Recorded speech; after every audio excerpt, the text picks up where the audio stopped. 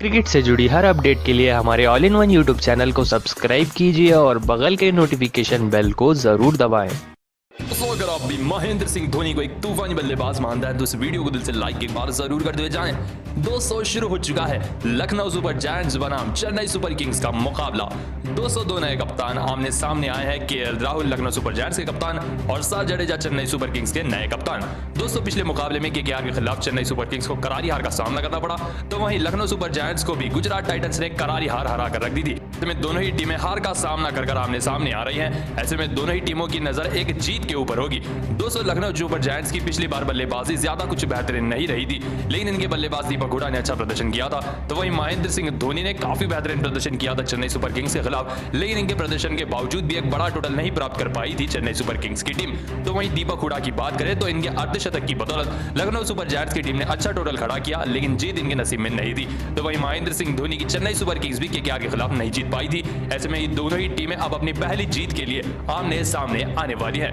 दोस्तों दो अहम खिलाड़ियों के ऊपर सबकी नजरें होंगी और वो दो खिलाड़ी होंगे केएल राहुल और ऋतुराज गायकवाड़, क्योंकि पिछले साल के आईपीएल सीजन में शुरुआती टॉप मोर रन्स में ये दोनों ही खिलाड़ी सबसे ऊपर थे।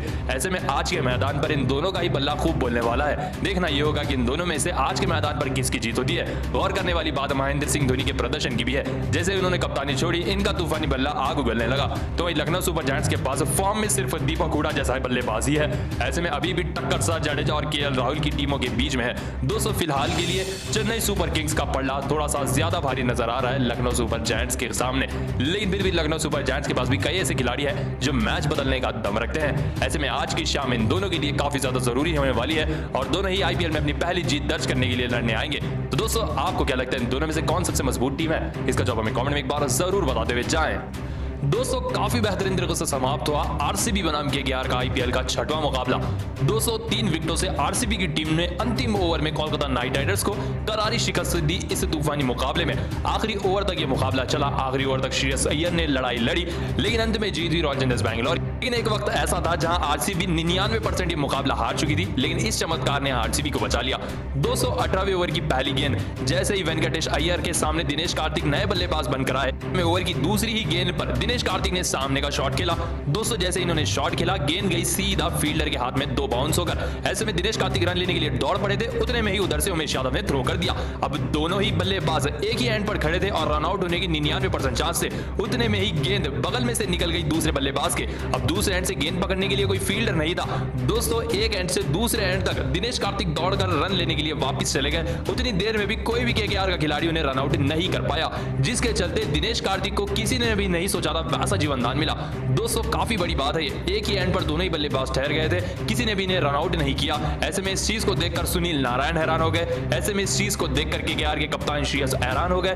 दूसरे सभी खिलाड़ी हैरान हो गए कि दिनेश कार्तिक आखिर बच कैसे गए। वेंकटेश अय्यर तो काफी ज्यादा सदमे में आ चुके थे, जैसे कि आप स्क्रीन पर देख सकते हैं। दोस्तों उसके बाद मजा तो तब आया जब दिनेश कार्तिक ने इसका पूरा बदला निकाला।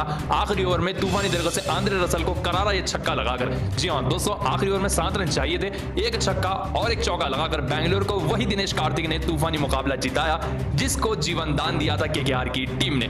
ऐसे में दिनेश कार्तिक ने अपने जीवन दान का भरपूर फायदा उठाया और 99% हारा हुआ मुकाबला आरसीबी की टीम को शानदार तरीके से जिता दिया। तो दोस्तों आप दिनेश कार्तिक की बल्लेबाजी को 10 में से कितने नंबर देंगे? इसका जवाब हमें कमेंट में एक बार जरूर बताते हुए जाएं।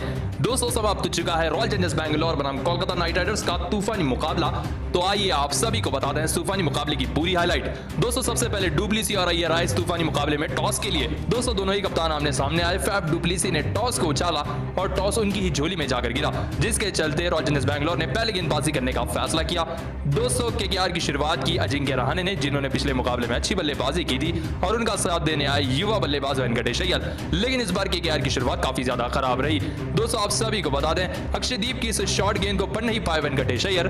बल्ले का एज लेकर उन्हीं के हाथों में जा गिरी गेंद, जिसके चलते इस मुकाबले में वेंकटेश अय्यर की पहली विकेट गिरी, जो 10 रन बनाकर 14 गेंदों का सामना करते हुए अपनी बड़ी विकेट गवा बैठे। उनके बाद अजिंक्य रहाणे भी ज्यादा देर मैदान पर टिक नहीं पाए। जैसे उनके सामने सिराज ने ये शॉर्ट गेंद डाली तो फुल शॉट खेलने के चक्कर में नीचे खड़े फील्डर को अपनी कैच दे बैठे अजिंक्य रहाणे, जिसके चलते अजिंक्य रहाणे भी 9 रन बनाकर इस मुकाबले में सिराज की गेंद पर शहबाज को अपनी कैच देकर आउट होकर रह गए। उनके बाद नीतीश नीतीश राणा को अक्षरदीप नाथ ने शॉर्ट गेंद पर फंसाया। शॉट तो इन्होंने खेला लेकिन गेंद गिरी डेविड विली की गोदी में, जिसके चलते बड़ा झटका लगा कोलकाता नाइट राइडर्स को। दोस्तों नीतीश राणा 10 रन बनाकर 15 गेंदों का सामना करते हुए दीप की गेंद पर विली को कैच देकर आउट हुए। उनके बाद मैदान पर आए थे श्रेयस अय्यर बल्लेबाजी करने के लिए, लेकिन आगे बढ़कर हसरंगाई घूमती हुई गेंद पर शॉट खेला इन्होंने, बाउंड्री पर आ गए फील्डर, जिसके चलते बड़ी विकेट कप्तान की मिली आरसीबी को। दोस्तों श्रेयस अय्यर इस मुकाबले में हसरंगाई गेंद पर 13 रन बनाकर 10 गेंदों का सामना करते हुए आउट हुए।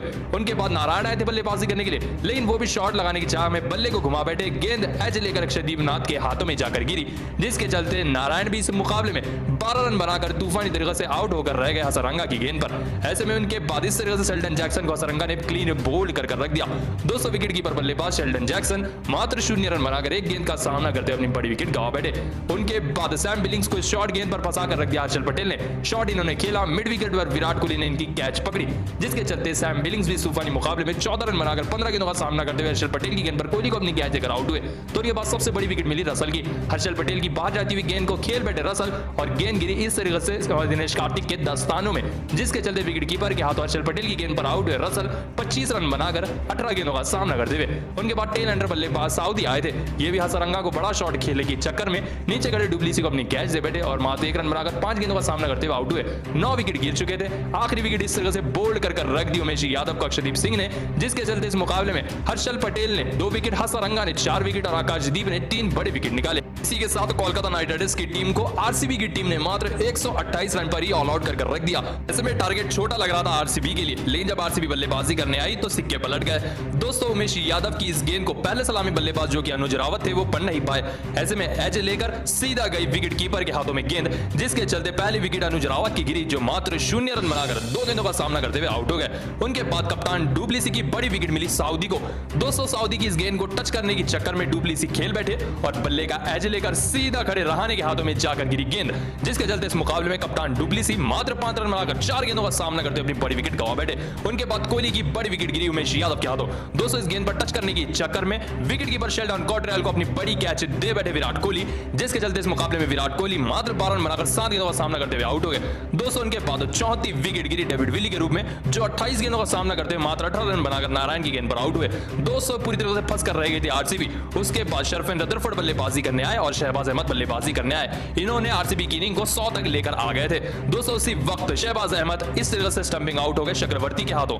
दोस्तों इस मुकाबले में चक्रवर्ती के हाथों 27 रन बनाकर 20 गेंदों का सामना करते हुए शहबाज अहमद आउट हुए। उनके बाद शरफिन रदरफोर्ड बड़ी इनिंग नहीं खेल पाए। दोस्तों सऊदी की इस गेंद को शॉट लगाने के चक्कर में एज देकर शेल्डन जैक्सन विकेट कीपर को अपनी कैच दे बैठे और शरफिन रदरफोर्ड 40 गेंदों का सामना करते हुए मात्र 28 रन बनाकर आउट हुए। फंस रही थी आरसीबी अपने ही बल्लेबाजों की वजह से। उसके बाद हसरंगा आए बल्लेबाजी करने के लिए। इन्होंने आते ही एक चौका लगाया, लेकिन उसकी अगली ही गेंद पर अपनी बड़ी विकेट गंवा बैठे 4 रन बनाकर। उसके बाद अंत में मैदान पर बल्लेबाजी करने आए हर्षल पटेल और इनका साथ दे रहे थे दिनेश कार्तिक। दोस्तों इस मुकाबले में हर्षल पटेल ने अंत तक नाबाद पारी खेली और 6 गेंदों पर 10 रनों की तूफानी पारी खेली। दोस्तों आखिरी 6 गेंदों पर 7 रनों की दरकार थी। दिनेश कार्तिक स्ट्राइक पर थे और आंद्रे रसल की पहली गेंद पर छक्का लगाकर दिनेश कार्तिक ने मैच के सिक्के बदल कर रख दिए। दोस्तों उसकी अगली गेंद पर चौका लगाकर दिनेश कार्तिक ने शानदार मुकाबला रॉयल चैलेंजर्स बैंगलोर को 3 विकेटों से जिताया। जी हां दोस्तों इस मुकाबले में आरसीबी की टीम ने 3 विकेटों से हरा कर रख दिया केकेआर की टीम को अंतिम ओवर में। दिनेश कार्तिक अंत में काफी बड़े हीरो साबित हुए आरसीबी के। तो दोस्तों आप दिनेश कार्तिक की इस पारी को 10 में से कितने नंबर देंगे, इसका जवाब हमें कमेंट में एक बार जरूर बताते हुए जाएं। दोस्तों शुरू हो चुका है रॉयल चैलेंजर्स बैंगलोर बनाम कोलकाता नाइट राइडर्स के बीच में आईपीएल 2022 का 6वां मुकाबला। दोस्तों दोनों ही कप्तान आमने सामने आए। फैफ डुप्लेसी ने टॉस को उछाला और टॉस उनकी ही झोली में जाकर गिरा, जिसके चलते रॉयल चैलेंजर्स बैंगलोर ने पहले गेंदबाजी करने का फैसला किया। दोस्तों केकेआर की शुरुआत की अजिंक्य रहाणे ने, जिन्होंने पिछले मुकाबले में अच्छी बल्लेबाजी की थी, और उनका साथ देने आए युवा बल्लेबाज वेंकटेश अय्यर। लेकिन इस बार केकेआर की शुरुआत काफी ज्यादा खराब रही। दोस्तों आप सभी को बता दें अक्षरदीप की इस शॉर्ट गेंद को पढ़ नहीं पाए वेंकटेश अय्यर। बल्ले का एज लेकर उन्हीं के हाथों में जा गिरी गेंद, जिसके चलते इस मुकाबले में वेंकटेश अय्यर की पहली विकेट गिरी, जो 10 रन बनाकर 14 गेंदों का सामना करते हुए अपनी बड़ी विकेट गंवा बैठे। उनके बाद अजिंक्य रहाणे भी ज्यादा देर मैदान पर टिक नहीं पाए। जैसे उनके सामने सिराज ने ये शॉर्ट गेंद डाली तो पुल शॉट खेलने के चक्कर में नीचे खड़े फील्डर को अपनी कैच दे बैठे अजिंक्य रहाणे, जिसके चलते अजिंक्य रहाणे भी 9 रन बनाकर इस मुकाबले में सिराज की गेंद पर शहबाज को अपनी कैच देकर आउट होकर रह गए। उनके बाद नीतीश राणा को अक्षरदीप नाथ ने शॉर्ट गेंद पर फंसाया। शॉट तो इन्होंने खेला, लेकिन गेंद गिरी डेविड विली की गोदी में, जिसके चलते बड़ा झटका लगा कोलकाता नाइट राइडर्स को। दोस्तों नीतीश राणा 10 रन बनाकर 15 गेंदों का सामना करते हुए दीप की गेंद पर विली को कैच देकर आउट हुए। उनके बाद मैदान पर आए थे श्रेयस अय्यर बल्लेबाजी करने के लिए, लेकिन आगे बढ़कर हसरंगाई घूमती हुई गेंद पर शॉट खेला इन्होंने, बाउंड्री पर आ गए फील्डर, जिसके चलते बड़ी विकेट कप्तान की मिली आरसीबी को 200 श्रेयस अय्यर इस मुकाबले में हसरंगाई गेंद पर 13 रन बनाकर 10 गेंदों का सामना करते हुए आउट हुए। उनके बाद नारायण आए थे बल्लेबाजी करने के लिए, लेकिन वो भी शॉट लगाने की चाह में बल्ले को घुमा बैठे, गेंद एज लेकर अक्षरदीप नाथ के हाथों में जाकर गिरी, जिसके चलते नारायण भी इस मुकाबले में 12 रन बनाकर तूफानी तरीके से आउट होकर रह गया।